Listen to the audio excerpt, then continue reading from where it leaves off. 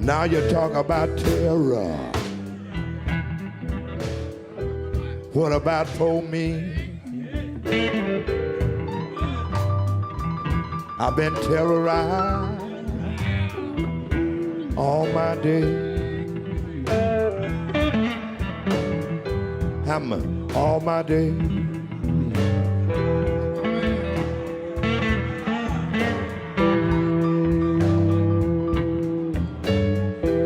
The total cost of the 2022 federal midterm elections is projected to exceed $9.3 billion. But what do we get from what must surely be the most expensive electoral system on the planet? There's little real choice. The dismantling of our democracy, which took place over the last few decades on behalf of corporations and the rich, has been a bipartisan project, leaving only the outward shell of democracy. The courts, legislative bodies, the executive branch, and the media, including public broadcasting, are captive to corporate power. There is no institution left that can be considered authentically democratic. The corporate coup d'etat is over. They won, we lost. The wreckage of this corporate coup is appalling.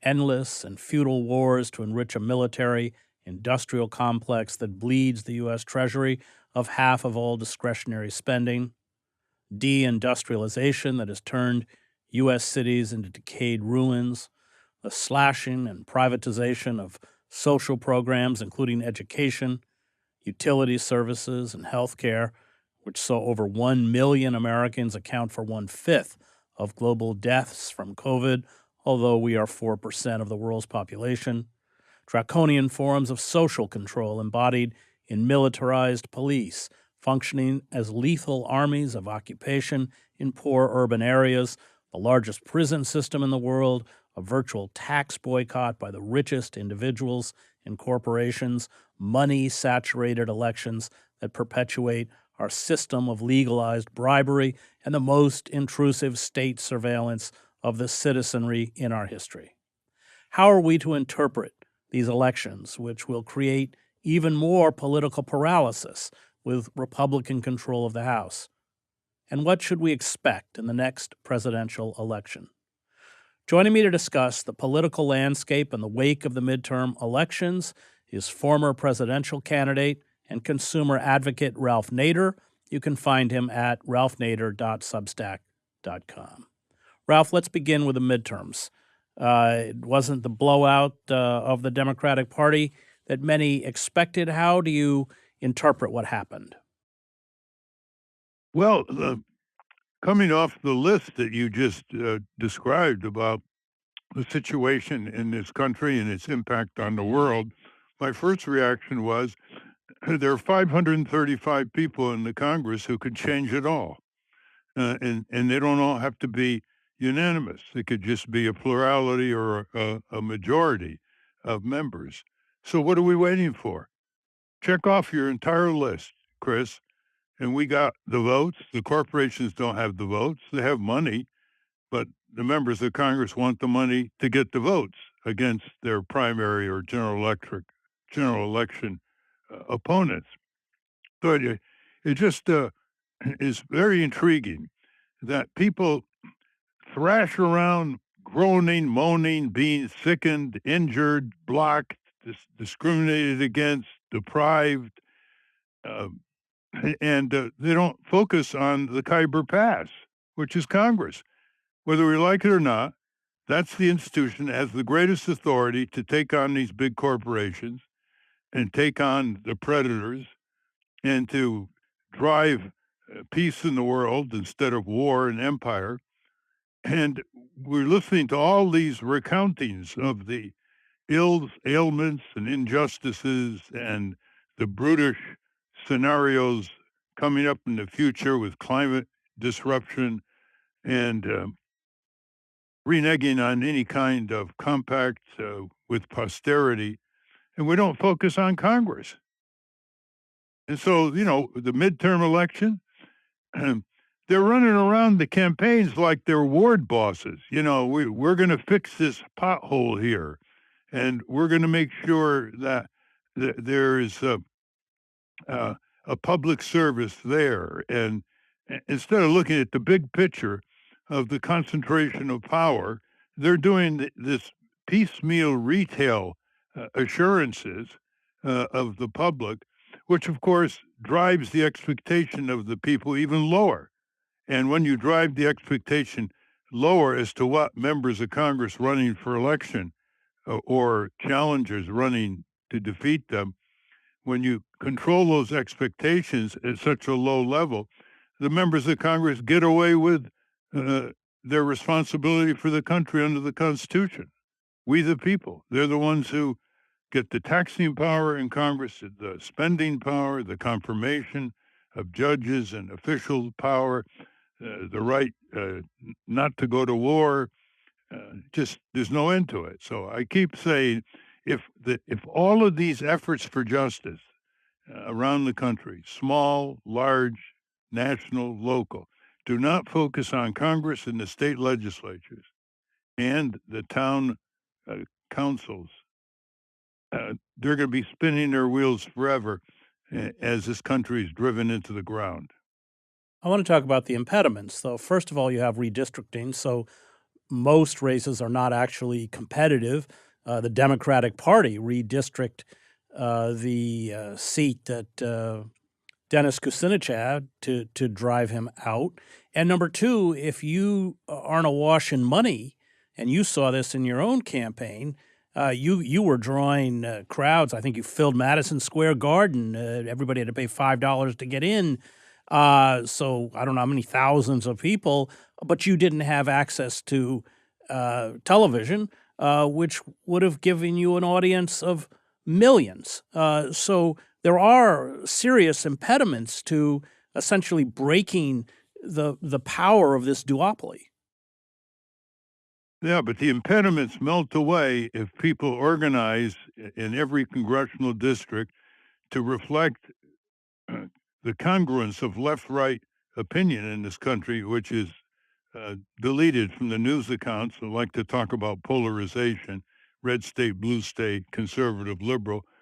We know that on the fundamental necessities of life, there's a huge convergence, 70, 80, 90% in the polls. There was one poll a few years ago, Chris, 90% of people wanted to break up the big banks, 90%. You got 75% or so want universal health care, even without a major party pushing for it. And it just goes on and on, whether it's cracking down on corporate crooks, whether it's changing the campaign finance system, whether it's controlling what people own, like pension funds and mutual funds, which together own 3/4 of the stock of the companies on the New York and NASDAQ stock exchanges. So the people have the power, but they've allowed it to be seized because they don't do their homework back home. They don't spend time on their civic responsibilities, and they don't say to the members of Congress, hey, we're the ones who have the sovereign power. Yeah, you've got it from us, and you're using it against us, and we're not going to tolerate it anymore. So the only place where democracy comes before work is in the dictionary. And so we got to stop spinning our wheels and recounting disaster after disaster when we can control the legislative bodies, local, state, and national.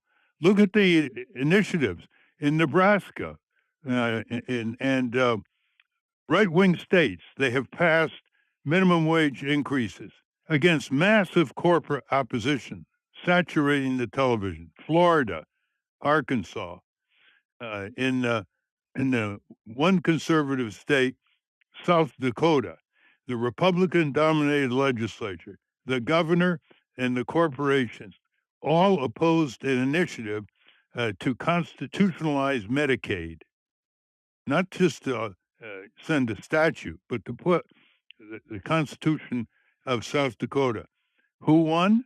The people won because they started working. They rolled up their sleeves.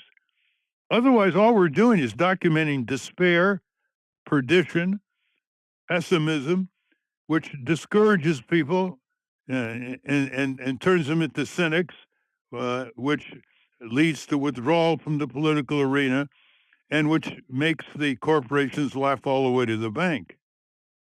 I want to talk about fear because I think Matt Taibbi wrote that most Americans don't vote for what they want. They vote against the political figure they hate.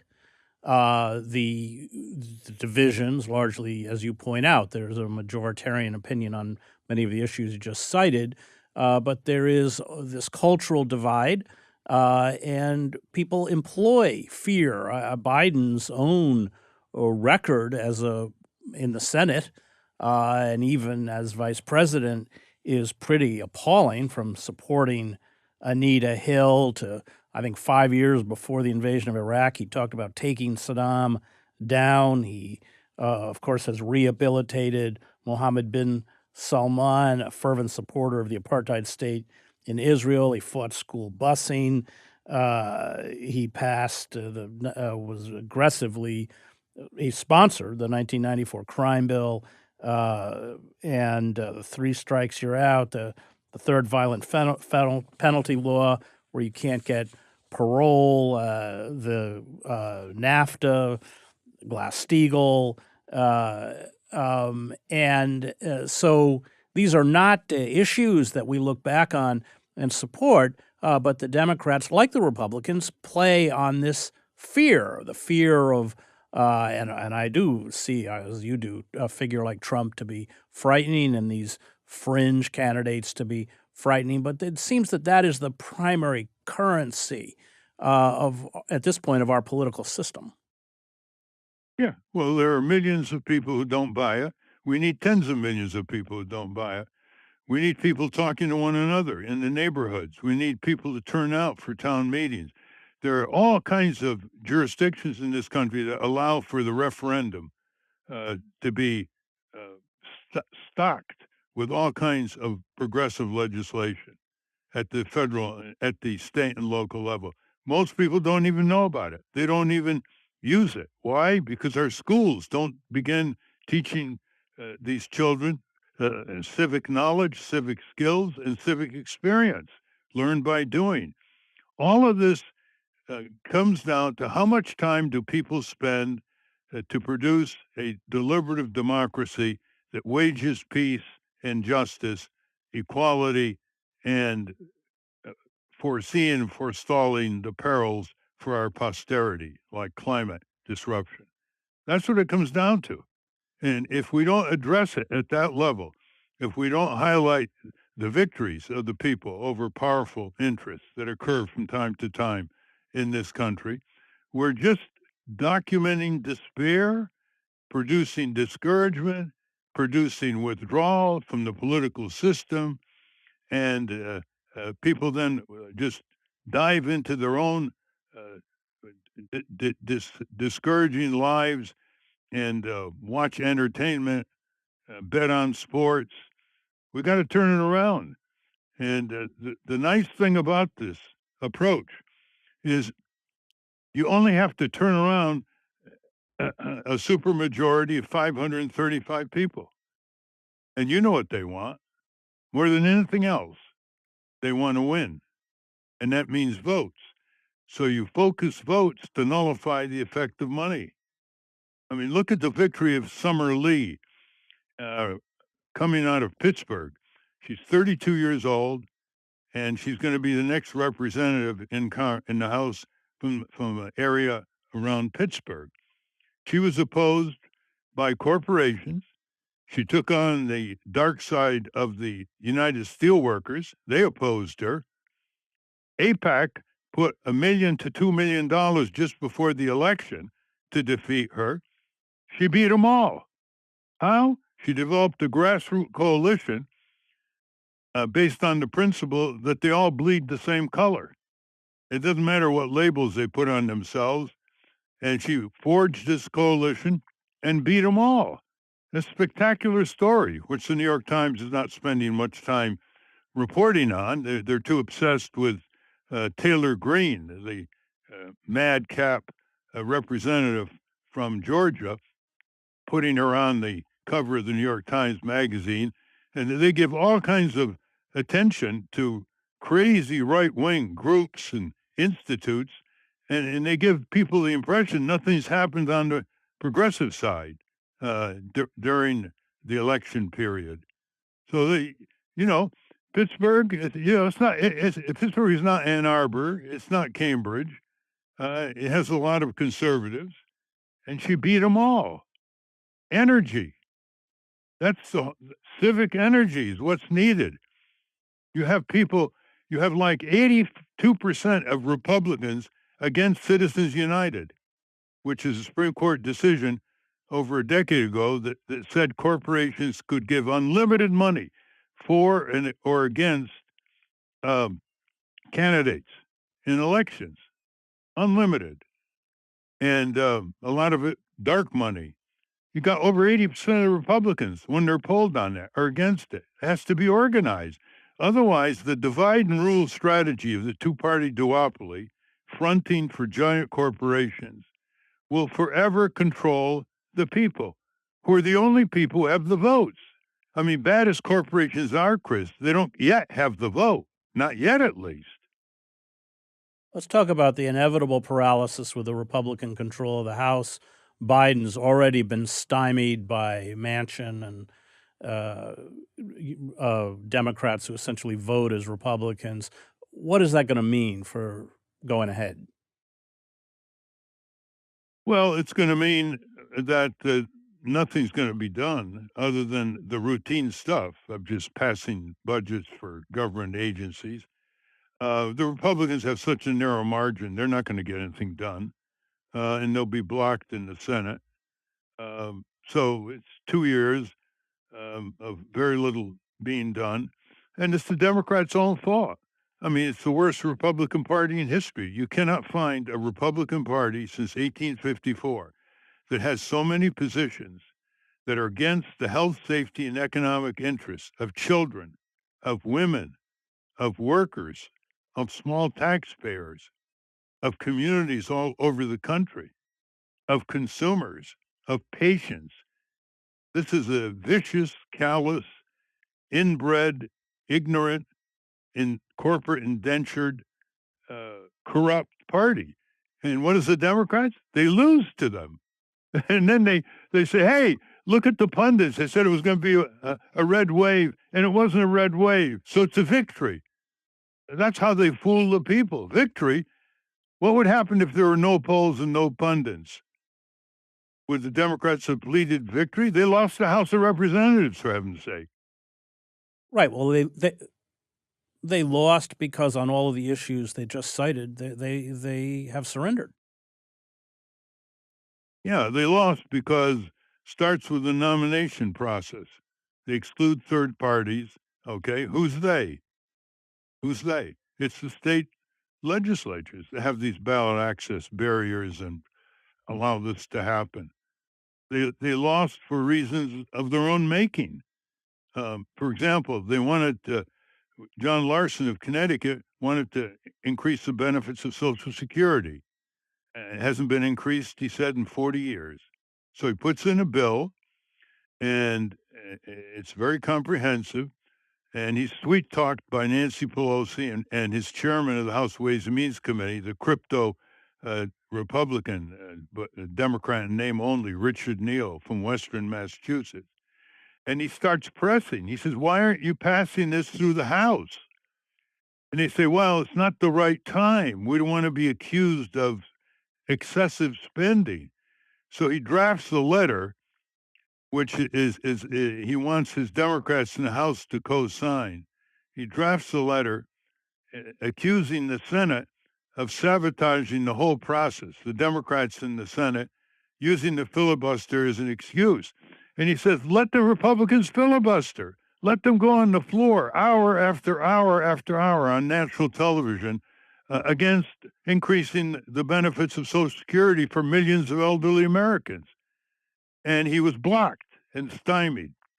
Now, any active citizenry, Chris, would have dug into that and made it a major issue inside the Democratic Party. That's the way you start upending these indentured senior Democrats who have concentrated power in the hands of 3 members Pelosi, Steny Hoyer, and the third one, and they control the subcommittees and the committees. And all this started with Newt Gingrich, who did this when he was Speaker in 1995, and the Democrats never changed it. He cut budgets of committees, cut staff, cut the GAO, the monitor of spending, the executive branch, waste, fraud, and abuse, eliminated the Office of Technology Assessment, which would have exposed some of these massive weapon and civilian technology boondoggles, and the Democrats inherited it. So you always got to go back to the people. What do they think? What do they know? What do they want for their families? Okay, and you got to organize it. Look, labor never became unionized without rank and file people. Co-ops were never established without rank and file people. It never was top down. It's all bottom up. So we got to focus on the people here. Let's talk about Trump, who's just announced. What's your read on the Trump candidacy and the future tactics of the Republican Party? Well, first of all, under Section 3 of the 14th Amendment, any state can ban him from running for election based on the January 6th findings of insurrection. That's the insurrection section of Section 3, the 14th Amendment. The January 6th committee report is going to be out soon, and they could recommend that to the states and say, start enforcing Section 3, the 14th Amendment. If he is banned from running for re-election in 4 or 5 states, he can't possibly compete, even at the primary level. The second thing is Jack Smith, the new special counsel. People have said that you couldn't pick someone better for the Attorney General to pursue 2 criminal violations against Trump, which could end in his indictment. And it's very unlikely that he's going to have much course to the primary victory if he's under indictment from those 2 violations, not to mention the one that's being prepared in New York State against him. And one was stealing classified documents. And that's one that Garland is handing over to the special counsel to pursue. And the other, of course, is the insurrection in January 6th. Of course, Garland left out about 10 other violations of federal statutes, including the Hatch Act, which was designed to prevent presidents from using the power of the federal government and property against their opponents. And he had campaign events on the White House lawn. He signed millions of checks, twisting arms over at Treasury for the pandemic relief programs. Garland just is giving him a free pass on one violation after the other. And Bruce Fein and I have written Garland listing all these violations more than once. You never get an answer. However, 2 criminal statute violations are more than enough to retire Trump. Now, if that doesn't occur, Trump is going to want a lot of competition at the primary level. That's how he wins. He had 16 Republican opponents in the primary in 2016, and he's the best known. He's the most egregious attention getter, and he would like that. He'd split it 10 ways. He'd say, "Okay, Youngkin, Virginia, come on board, primary me," and "Okay, DeSantis, come on board, primary me." But I don't think he's going to get that far. So what do you see happening? I see he's going to be indicted. There are there are civil suits against him, obviously, from assaulted women and other people that he's fleeced. And I think there may be a coordinated rebellion in the Republican Party itself. You just don't get anywhere with other Republican candidates, senators, governors, if the head of the ticket is not only under indictment, but may have actually been convicted. But the Republican Party, which has essentially become this proto-fascist entity, and certainly while Trump held sway, cultish, isn't going to change its stripes, is it? No, it's not. It changes its camouflage. They really pursue everything Trump has pursued, whether it's immigration on the border, Wall Street, Trump and them are on the same page. The whole plutocratic system, the anti-union system, the tax cuts at an all-time low for the super rich and the big corporations. But it's the camouflage. He embarrasses them. He uses bad language. He attacks people specifically. He doesn't have their style of control, but that's serious.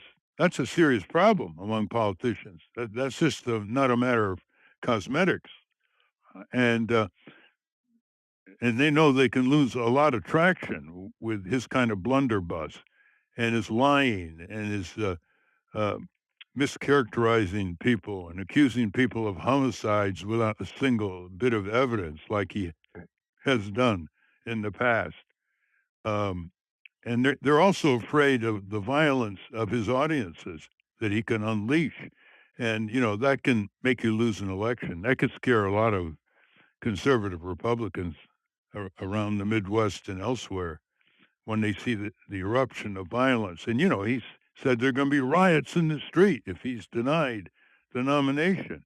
So there is a real deep conflict, not over economic issues, but over how the party presents itself to a public that it it doesn't want to scare. He scares people.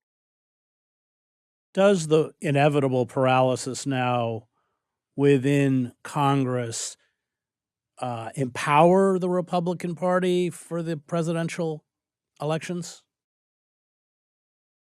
No, because they'll be viewed as the do-nothing house.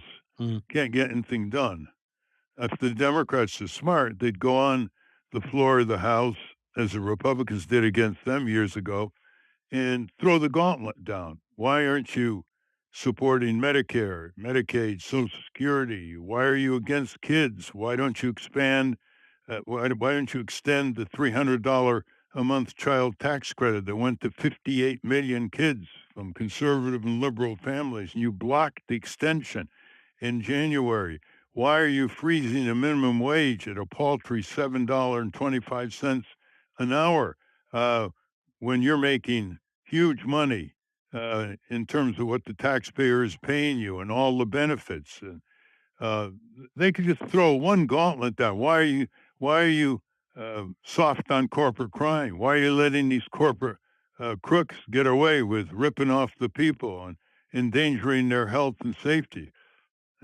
That's what they got to do. And if if they don't do that, we'll just have another very, very close election, and any kind of idiosyncratic event can tip it one way or another, regardless of the left-right polls supporting basic change in this country, coming in at 70, 75, 80, 85%. I mean, you can't stop that. That's an unstoppable coalition. If the Democrats will get rid of their corporate political media consultants who are losing race after race for the Democrats because they have corporate clients throughout the year and they're conflicted, and because they don't want to do a ground game, which is what democracy is all about, and they want the 15% huge television buys.